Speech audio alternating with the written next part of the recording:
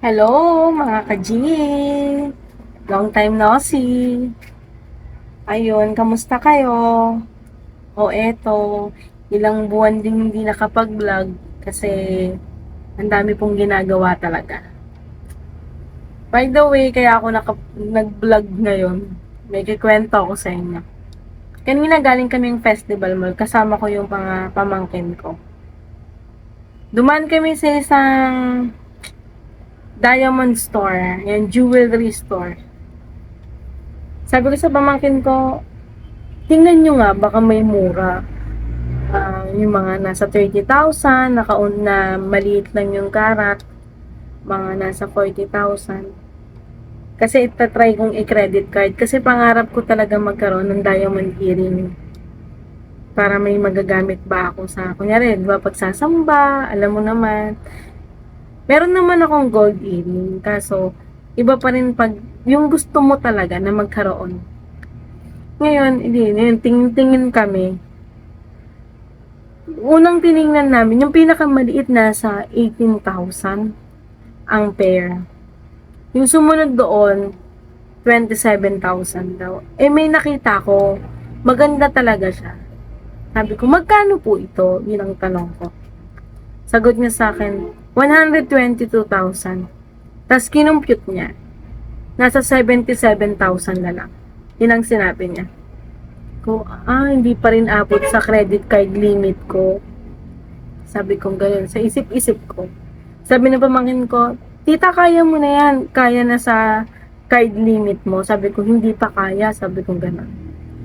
Ngayon, titingin-tingin pa sana kami. Kaso, biglang sabi niya, okay na po ma'am. Thank you po. 'Di ba? Parang napaisip ako.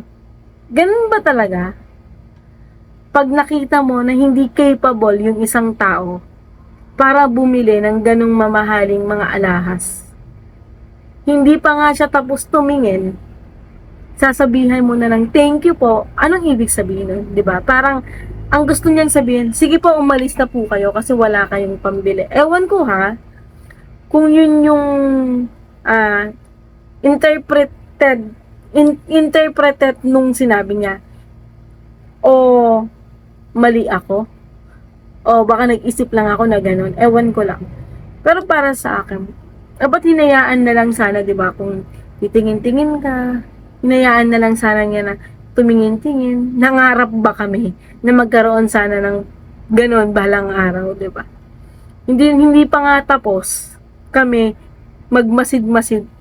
Thank you na agad. Tatlo pa sila sabay-sabay na nag-thank you.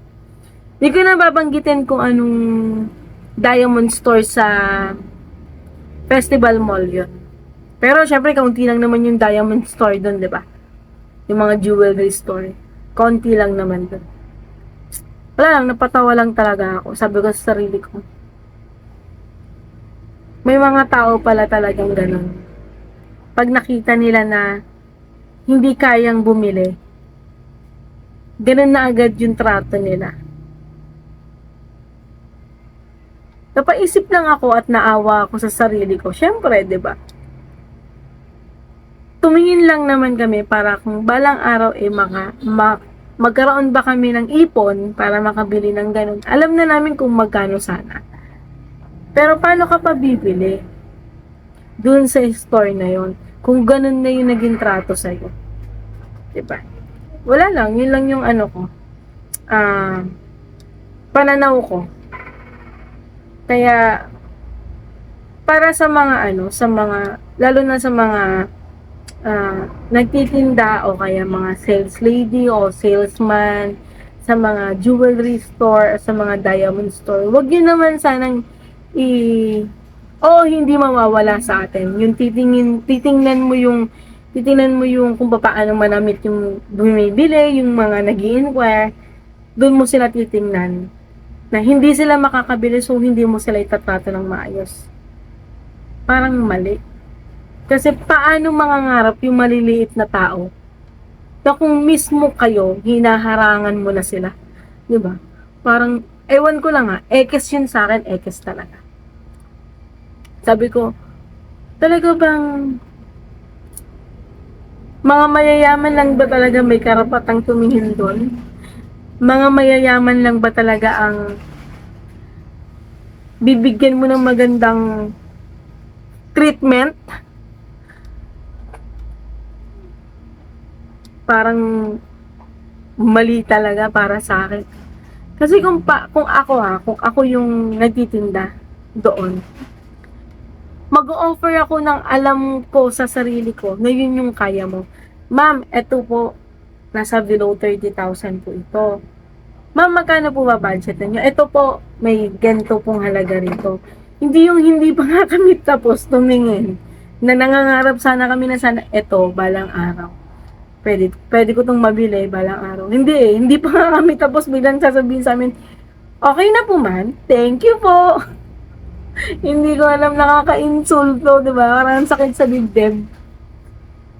Pero okay lang. Kasi parang sabi ko sa sarili ko, parang mas lalo kong pupursige din na magkaroon ako ng ganyan balang araw. Hindi para gumante, syempre, kundi para ma, maintindihan ko o kaya para maipakita ko sa sarili ko na kaya kong bumili kahit hindi dun sa store na yan.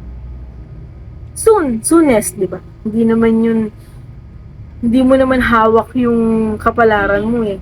Kung ngayon, di mo pa kayang bumili. Pero siguro sa susunod na mga taon, susunod na mga panahon, di ba? May kakayahan ka nang bumili.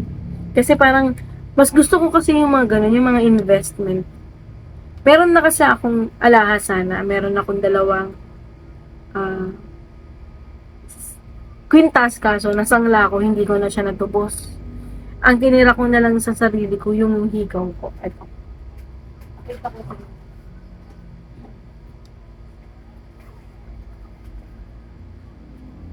Ito. Yan. Yan lang yung lagi kong ginagamit pag sumasamba ako.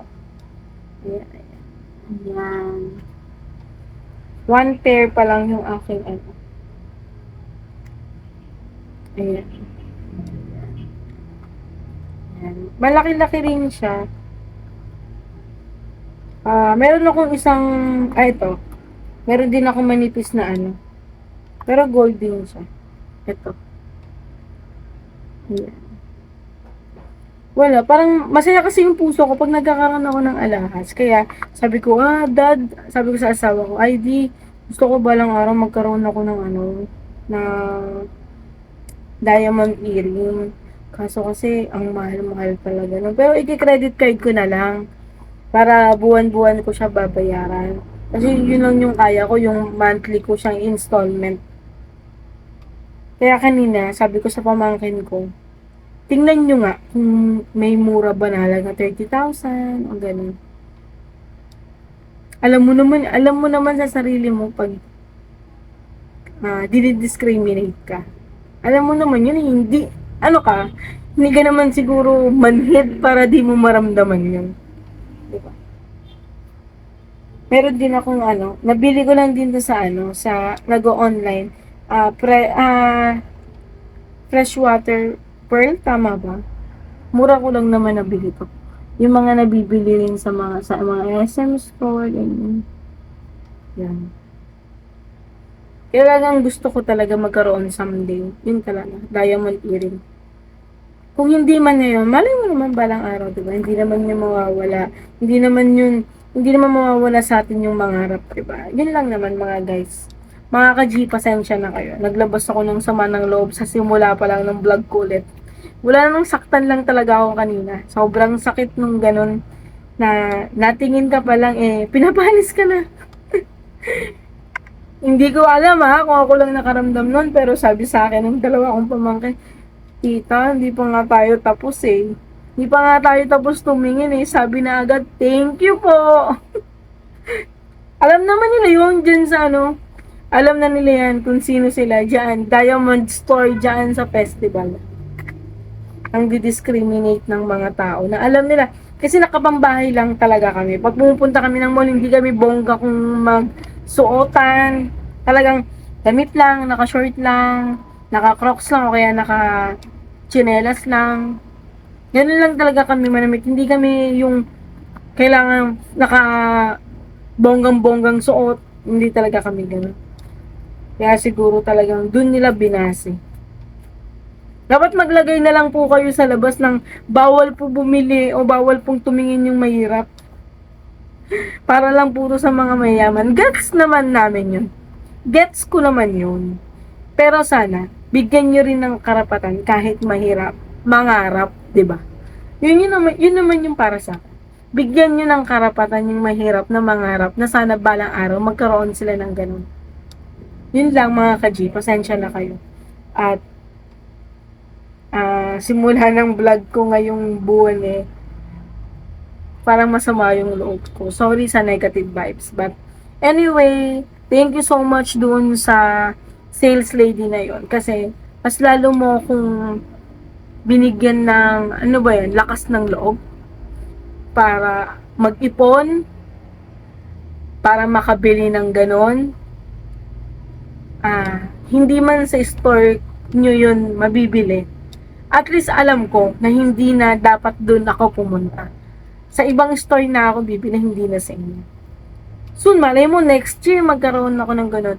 Maliit lang yun na bagay para sa mga mayayaman. Pero para sa akin, na nangangarap magkaroon talaga ng diamond earring, malaking bagay yun sa akin. Isang pangarap yun para sa akin. But anyway, thank you so much talaga sa pinaramdam mo sa amin kanina. Okay lang naman. Nilabas ko lang yung sama ng loob ko ngayon. But thank you so much. Ayun, good night mga ka-G. 10:44 na ng gabi. April 10, 2024. Ito ang aking baby. Yan. Hi, ganda. Ganda, baby. Wala, ayaw niyan tumingin. Supladita. But anyway, thank you mga ka-G. Tomorrow ulit kung meron ako makikwento sa inyo. Okay? Tatakpan ko na ito. Bye!